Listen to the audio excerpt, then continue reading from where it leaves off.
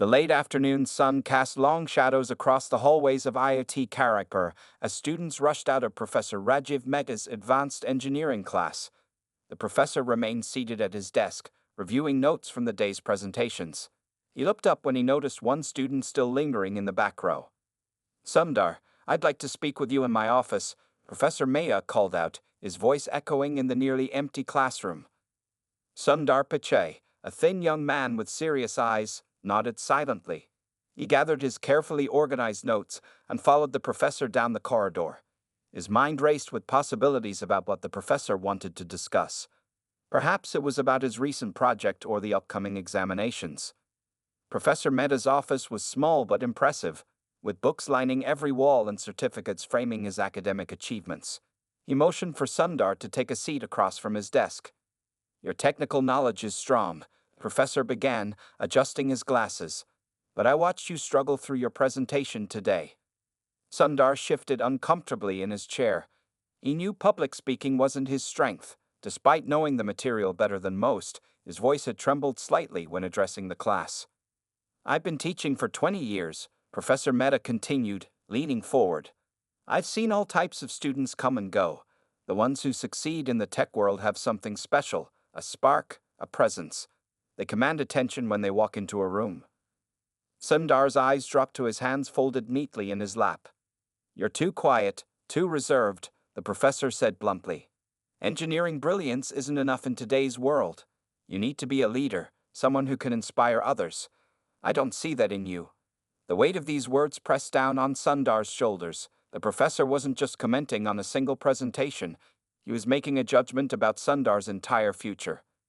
"Look at me when I'm speaking to you," Professor Mehta said sharply. Sundar raised his eyes, meeting the professor's stern gaze. "This field requires people who can take charge, who can speak confidently, and make quick decisions. Your hesitation will hold you back. I'm telling you this for your own good." Outside the window, students laughed as they crossed the campus grounds. Inside the office, time seemed to stand still as the professor delivered his final assessment. "You should consider a different path, perhaps research or something behind the scenes. In my professional opinion, you simply don't have what it takes to succeed at the highest levels." The silence that followed felt endless. Sundar wanted to defend himself, to explain that his quiet nature didn't mean he lacked ambition or ideas. But the words wouldn't come. Instead, he simply nodded. "Thank you for your time, sir," he managed to say, his voice barely above a whisper. As he walked out of the office, Sundar's mind was surprisingly clear. The sting of the professor's words was sharp, but something deeper stirred within him. Not anger, exactly, but a quiet determination. That evening, as his roommates prepared for upcoming exams, Sundar sat on his bed staring at a small photograph of his family back home.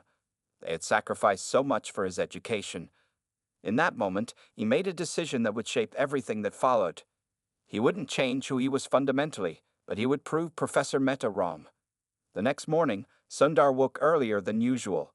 He pulled out his notebook and began plotting a new course for himself, one that would eventually lead him far beyond what anyone, especially a dismissive professor, could have imagined. 3 months after the painful meeting with Professor Mehta, Sundar sat alone in the university library.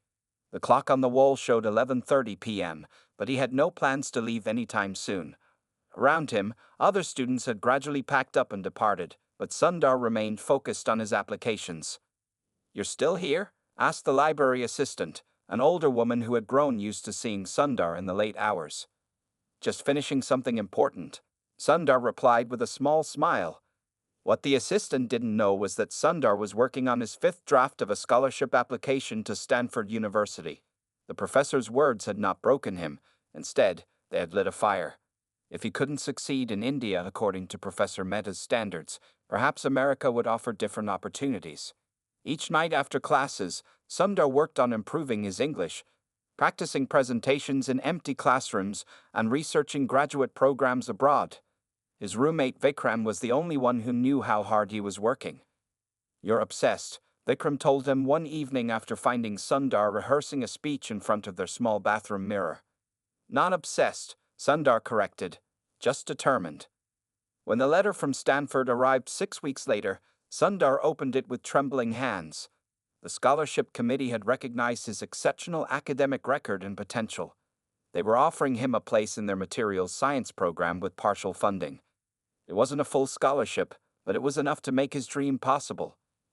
The journey to America was Sundar's first time leaving India. As the plane crossed oceans, he stared out the window wondering if he was making the right choice or running away from failure. The memory of the professor's dismissive words followed him across continents. Stanford's campus felt like another world. The buildings were spread across rolling hills, and students from every country moved confidently between classes. On his first day, Sundar felt more out of place than ever. His clothes were different, his accent marked him immediately as foreign, and his savings would barely last the semester. "Are you in the materials science program too?" asked a friendly American student who found Sundar looking lost outside the department building. "Yes, just arrived yesterday," Sundar answered, careful with his pronunciation. "I'm Dave. Want to grab coffee? I can show you where everything is." This simple kindness was the first of many surprises. Unlike Professor Mehta, who valued boldness and charisma above all, Sundar's new professors seemed to appreciate his thoughtful questions and careful analysis. His classmates, initially strangers from different cultures, soon became study partners who respected his problem-solving abilities. To support himself, Sundar took a job in the campus computer lab. The work was simple, helping students with basic technical problems, but it forced him to communicate clearly and patiently explain complex concepts. Without realizing it, he was developing the very skills Professor Mehta had found lacking. "You have a gift for making difficult things simple," his supervisor told him after watching Sundar help a frustrated student with programming homework. By the end of his first year, Sundar had not only maintained perfect grades but had also started to find his voice. He spoke quietly but with growing confidence. His presentations, once a source of anxiety, became opportunities to share his unique perspective. One evening, as Sundar worked late in the computer lab, an email notification appeared on his screen. It was from a professor offering him a research assistant position for the summer, a coveted opportunity that would cover his living expenses. "I've been watching your progress," the professor wrote. "You have a rare combination of technical skill and the ability to explain complex ideas simply. These qualities will take you far." Sundar read these words twice, then saved the email. Perhaps there was more than one path to success after all, and his journey was just beginning. The offices of McKinsey and Company in Chicago looked nothing like the crowded classrooms of IIT Kharagpur or the sunny campus of Stanford. Sundar adjusted his new tie as he waited for his first client meeting to begin. After completing his MBA at Wharton, he had joined the prestigious consulting firm, taking his first step into the business world. "Are you ready?" asked his team leader, checking her watch. Sundar nodded, though his heart raced. 6 years had passed since Professor Mehta's harsh judgment, but the memory still surfaced whenever he faced a new challenge. He took a deep breath and followed her into the conference room. The meeting went better than expected. When the executives began arguing about technical specifications, Sundar spoke up, explaining complex issues in simple terms everyone could understand. The room grew quiet as he sketched a diagram on the whiteboard. "That's the clearest explanation I've heard yet," said the client's CEO, clearly impressed. Back at his small apartment that evening, Sundar checked his email before bed. A message from a Stanford friend caught his attention. "Google is hiring product managers. They're growing fast. You should apply. Your way of simplifying complex problems would be perfect there." Sundar stared at the message for a long time. McKinsey was safe, prestigious. Google was a gamble, a young company still finding its way, but something about the opportunity called to him. 3 weeks and 4 interviews later, Sundar walked into Google's offices for the first time as an employee. The year was 2004, and the company was nothing like the tech giant it would later become. The culture shocked him at first. People in casual clothes rushing between meetings, arguments happening openly in hallways, decisions made quickly without the formality he had grown used to. His first assignment seemed small: work on Google's toolbar for Internet Explorer. While others might have seen it as unimportant, Sundar recognized something crucial. This tiny toolbar was how most people accessed Google. He approached the project with the same careful attention he gave everything. "Why are you spending so much time on this?" asked another product manager over lunch one day. "It's just a toolbar." It's the doorway to Google for millions of people, Sundar explained. It needs to be simple but powerful. His quiet dedication didn't go unnoticed. When discussions about creating a Google browser began, Sundar's name came up. His approach to the toolbar had impressed senior leaders, and they wanted his perspective on a much bigger project. In meetings about the browser, Sundar rarely spoke first. He listened carefully to engineers and designers debate features and possibilities. But when he finally offered his thoughts, the room would grow quiet. "We're overthinking this," he said during one heated discussion. "Users want three things: speed, security, and simplicity. Everything else is secondary." This clarity of vision became Sundar's trademark. While other leaders might command attention with loud voices or dramatic presentations, he stood out by cutting through confusion with simple, powerful insights. By 2008, Google Chrome was ready to launch, with Sundar playing a key role in its development. The browser would eventually transform how people experience the internet, though few could predict that at the time. On the evening before Chrome's public release, Sundar stayed late in the office, reviewing final details. As he walked to his car in the empty parking lot, he found himself thinking about Professor Mehta's words years earlier. "You're too reserved, too hesitant." Sundar smiled slightly as he unlocked his car. His reserved approach had become his greatest strength. By listening before speaking, by focusing on clarity rather than charisma, he had found his own leadership style, and Google was beginning to value it deeply. The browser launch the next day would mark the start of Sundar's rise within Google, though he couldn't know that yet. What he did know was that he had remained true to himself, even when others suggested he needed to change to succeed. Sometimes, the quiet ones changed the world too. Professor Rajiv Mehta's office at IIT Kharagpur had grown smaller over the years, or perhaps it just felt that way as retirement approached. Books still lined the walls, but many had gathered dust. The certificates that once looked impressive now seemed yellowed with age. The professor adjusted his reading glasses and turned the page of the technology magazine on his desk. He stopped suddenly, staring at a familiar face. "Google's rising star. Sundar Pichai takes over Android," read the headline. The article detailed how Sundar had been handed responsibility for Google's mobile operating system in 2013, adding to his already impressive portfolio that included Chrome and apps. The professor read each word carefully, a strange feeling growing in his chest. Could this be the same quiet boy from my class all those years ago? He wondered. The article described Pichai as Google's secret weapon and a leader who listens. There was a photo of him presenting on stage at a major tech conference, looking confident yet still maintaining that thoughtful expression the professor vaguely remembered. Professor Mehta leaned back in his chair, memories flooding back of that conversation in this very office. He had told the young student he lacked what it took to succeed. The words had seemed wise at the time, even kind, steering a shy young man away from inevitable disappointment. Now those same words felt like stones in his stomach. Across the world in Mountain View, California, Sundar was facing the biggest challenge of his career.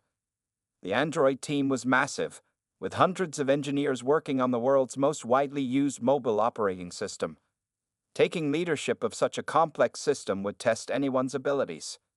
"How are you planning to approach this?" asked Larry Page, Google's co-founder, during an early meeting after the announcement. "By listening first," Sundar replied simply.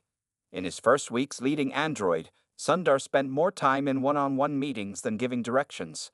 He met with team leaders and engineers at all levels. He asked questions about challenges and bottlenecks. Most importantly, he listened. When he finally called a full team meeting to outline his vision, people expected a dramatic new direction. Instead, Sundar presented a clear, simple plan that addressed the exact problems they had shared with him. "He actually heard us," one senior engineer told another after the meeting. "That's rare."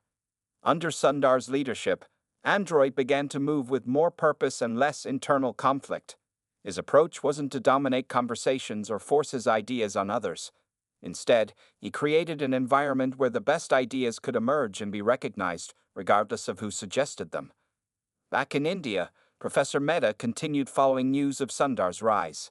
He subscribed to technology newsletters and saved articles mentioning his former student. With each news story, the professor's regret deepened. I completely misjudged him, he admitted to himself one evening, staring at a new profile of Pichai in a business magazine. I was looking for the wrong qualities all along. At Google, Sundar's reputation continued to grow. Other executives noticed how teams under his leadership seemed to work together more effectively. Problems that had stalled progress for months suddenly found solutions. Products shipped on time with fewer bugs and more features users actually wanted. "What's your secret?" another executive asked him half-jokingly after a successful product launch. Sundar smiled slightly. "No real secret. Good engineering combined with clear communication." What he didn't mention was how Professor Mehta's dismissive words had shaped his approach.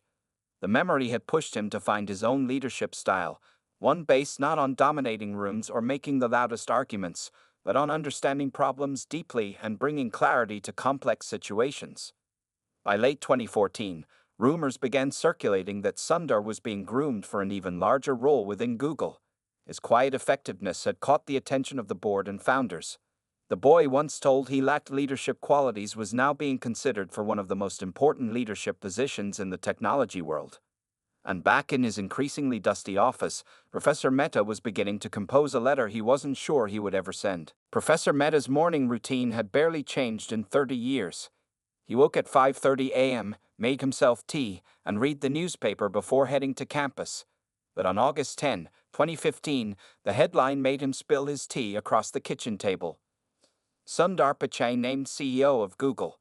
The professor's hands trembled as he carefully cut out the article. According to the news, Google was restructuring under a new parent company called Alphabet, and Sundar Pichai would now lead Google itself, the crown jewel of the tech world. From a shy engineering student to CEO of Google, Professor Mehta whispered to himself, the weight of his misjudgment heavier than ever. Later that morning, instead of going to campus, the professor found himself at an internet cafe. He typed Sundar's name into the search bar and spent hours watching interviews and speeches given by his former student. In one video from a Google conference, Sundar stood confidently on stage, explaining complex technology in simple terms that made the audience nod with understanding. "Leadership isn't about being the loudest voice in the room," Sundar said in one interview that particularly caught the professor's attention. "It's about bringing clarity to complex situations and helping talented people work together toward a common goal." The professor closed his eyes as those words sank in. For decades, he had taught his students that leaders needed to be bold, charismatic, and commanding. He had dismissed Sundar's quiet thoughtfulness as weakness. Now, that same quality had helped Sundar reach heights few engineers ever achieved. Meanwhile, in Mountain View, Sundar's life transformed overnight.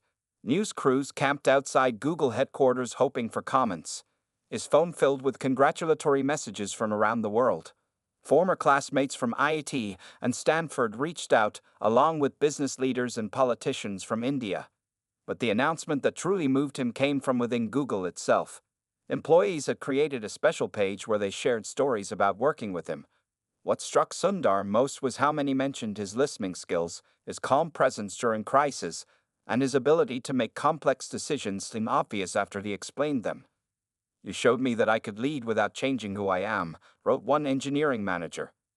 These messages confirmed what Sundar had slowly come to understand over his career, that his natural approach, once criticized as a weakness, had become his greatest strength. His first all-hands meeting as CEO was scheduled for the afternoon. As Sundar prepared his remarks, he thought about the journey that had brought him here. From the small room in India where Professor Mehta had dismissed his potential, to leading one of the world's most powerful companies, the path had been unexpected. The auditorium was packed when Sundar walked on stage. Thousands more employees watched via video link from Google offices around the world. The room fell silent as he approached the microphone. "Thank you for your trust," he began simply.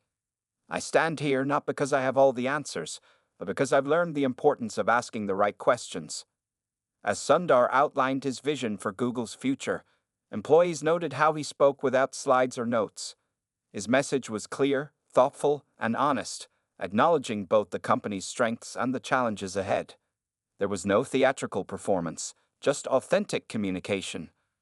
Back in India, Professor Mehta finally turned off his computer after watching the recording of Sundar's first speech as CEO. The cafe was closing, and the young attendant had already asked him twice to finish up. As he walked home through the warm evening, the professor made a decision. He would write to Sundar, not to seek forgiveness, but to acknowledge his mistake and perhaps, in some small way, to make amends for his harsh judgment all those years ago. That night, he began drafting a letter to the man whose potential he had once dismissed so completely. Professor Mehta sat at his desk, crumpling yet another draft of his letter to Sundar. The wastebasket beside him overflowed with failed attempts. How could he possibly find the right words for such a letter? What could he say to a man he had wronged so deeply? After his fifth attempt, he stepped away from his desk and walked to the window. Outside, students hurried between classes, looking much the same as they had decades ago when Sundar was among them. The professor wondered how many other potential leaders he had misjudged over his long career. Finally, he returned to his desk and began writing again, this time allowing the words to flow honestly. "Dear Sundar," he wrote, "you may not remember me, but I have never forgotten you. I was your professor at IIT Kharagpur, and many years ago, I told you that you would never succeed as a leader because you were too quiet, too reserved. I believe leadership required boldness and charisma above all else." The professor paused, then continued writing. "I was wrong. Completely and utterly wrong. Your success has forced me to reconsider everything I thought I knew about leadership. What I once saw as weakness in you was actually strength. The ability to listen, to think deeply, to bring clarity rather than noise. I write not seeking forgiveness, but to acknowledge my mistake and to thank you for teaching this old professor his most important lesson." He signed the letter, carefully folded it into an envelope, and addressed it to Google headquarters in California. As the professor's letter made its slow journey across oceans, Sundar was discovering the immense challenges of his new role. Being CEO of Google meant facing problems that had no easy answers. One evening, after a particularly difficult day dealing with government regulators, Sundar found himself alone in his office. On his desk sat a stack of reports requiring decisions, each with far-reaching consequences. The weight of responsibility felt heavier than ever. In that quiet moment, Sundar's mind drifted back to Professor Mehta's office at IIT.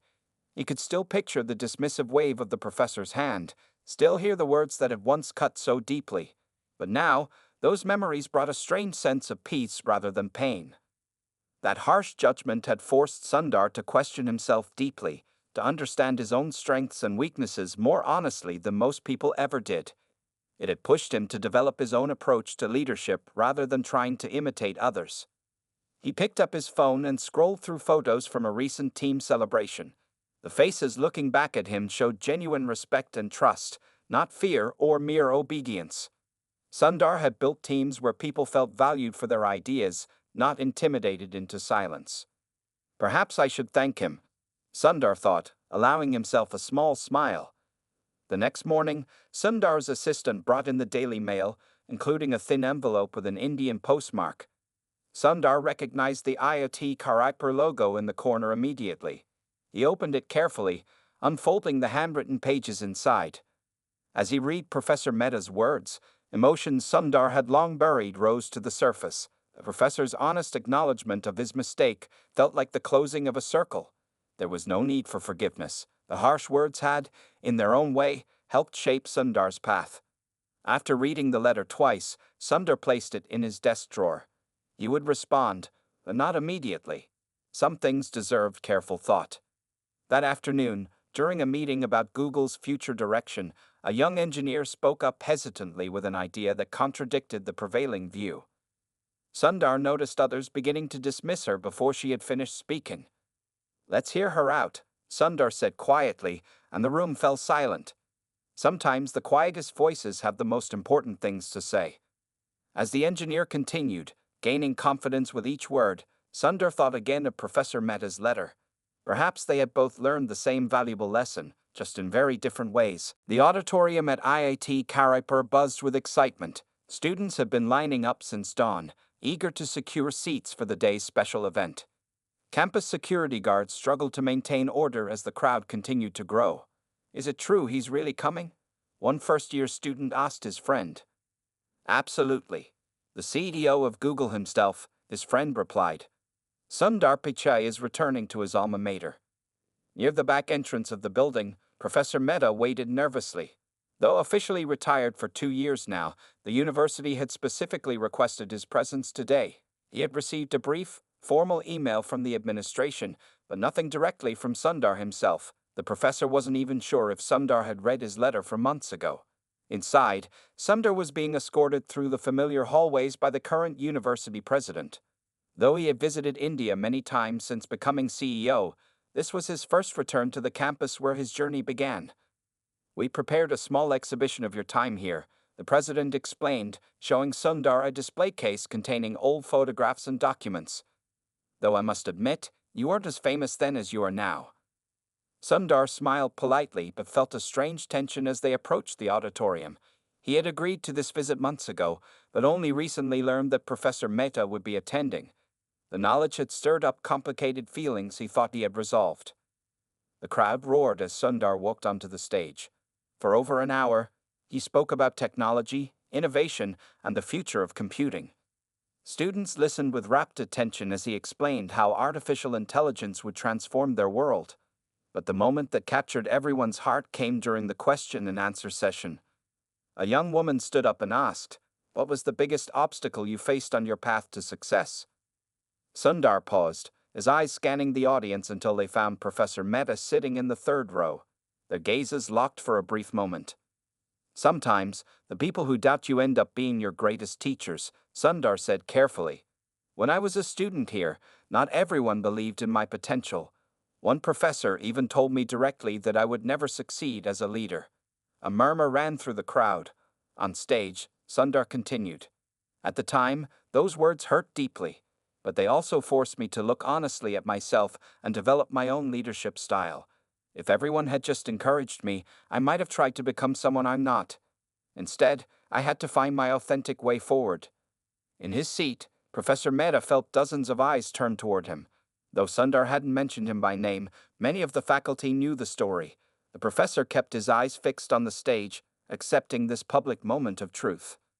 After the formal event ended, security cleared the auditorium except for a small group of faculty and special guests. Professor Mehta stood awkwardly in a corner, wondering if he should leave. Then he felt a hand on his shoulder. "Professor Mehta," Sundar said simply, "I received your letter." The two men looked at each other in silence, the years and distance between them suddenly collapsing. "I owe you an apology in person," the professor finally said, his voice thick with emotion. "No," Sundar replied, surprising him. "You owe me a conversation. Let's talk, really talk, after all these years." They moved to a small faculty lounge where they could speak privately. The president had arranged tea and snacks, but both men ignored the food.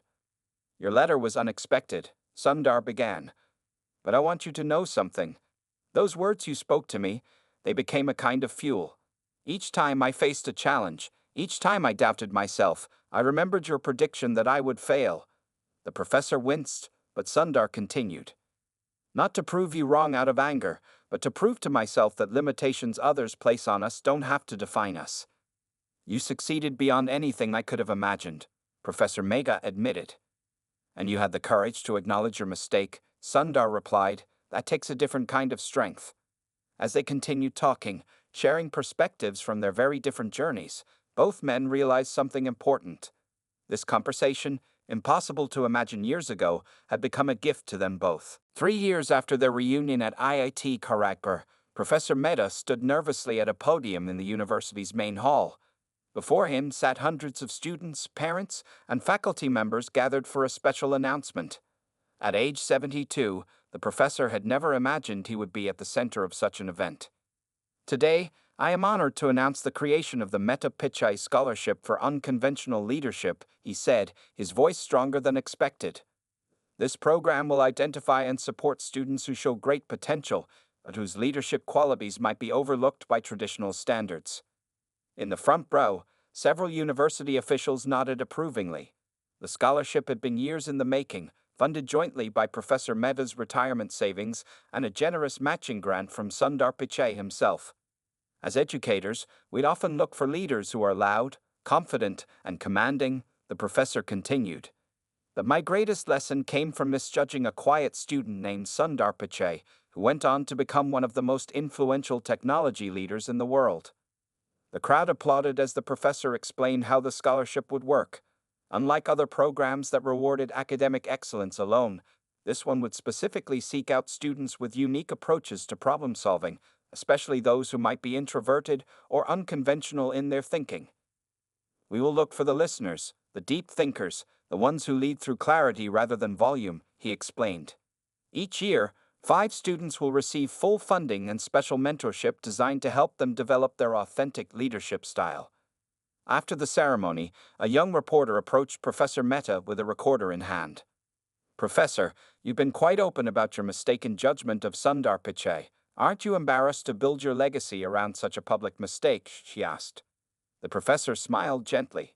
"My dear, what better legacy could I have than acknowledging a mistake that taught me, and might teach others, such an important lesson? True education happens when we learn from our errors, not when we pretend to be perfect." That evening, Professor Mehta received a video call from California. Sundar's face appeared on screen, smiling warmly. "I watched the live stream," Sundar said. "You spoke beautifully." "I meant every word," the professor replied. "This scholarship feels like the most important work of my life, even though it comes at the end of my career." They chatted about the first group of scholarship recipients, who would begin their studies the following semester. 5 remarkable young people had been selected, each showing promise in different ways. "One of them reminds me of you," Professor Mehta admitted. "So quiet in group settings that you might miss her completely. But when she solves problems on paper, her thinking is extraordinary." "I look forward to meeting them someday," Sundar said. As they prepared to end the call, the professor asked a question that had been on his mind. "When you speak to young people now, do you tell them about our history, about my harsh words?" Sundar nodded. "I do, but not to embarrass you. I share it as a lesson about perseverance and authenticity. I tell them that success doesn't come from trying to fit someone else's definition of leadership, but from developing your own genuine strengths." Later that night, Professor Mehta sat on his small balcony overlooking the campus where he had taught for 4 decades. In the distance, lights glowed in dormitory windows where students were studying, dreaming, and plotting their futures. He thought about how a single conversation, a momentary judgment all those years ago, had set in motion events neither he nor Sundar could have predicted. What had begun as a painful rejection had transformed, over time, into a powerful lesson about different kinds of leadership and the danger of narrow definitions of success. Perhaps, the professor thought, this was the most valuable teaching he had ever done, though it had taken a lifetime to complete the lesson. Somewhere in those lit windows might be another quiet visionary, another overlooked leader who would change the world in ways no one could yet imagine. And this time, Professor Mehta and the scholarship that now bore both their names would be there to recognize that potential, not dismiss it.